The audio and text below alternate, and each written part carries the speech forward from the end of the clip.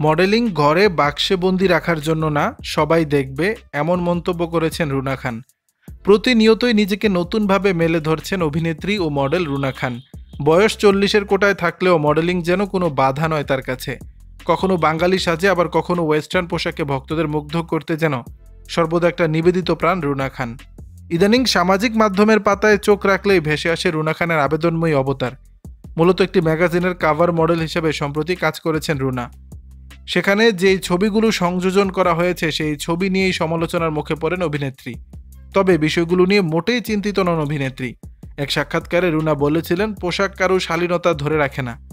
এবার সদ্য অনুষ্ঠিত এক ফিল্ম ফেয়ার অনুষ্ঠানে সাংবাদিকদের বিভিন্ন প্রশ্নের সম্মুখীন হন রুনা খান।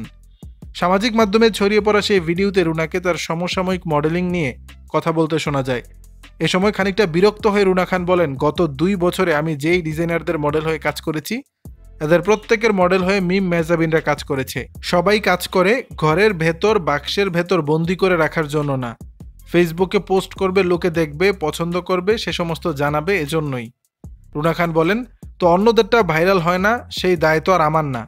আপনারা যে 2 বছর ধরে একই প্রশ্ন করে যাচ্ছেন অকারণে, এবং এটা ভুলভাবে একটা জিনিসের ব্যাখ্যা করছেন।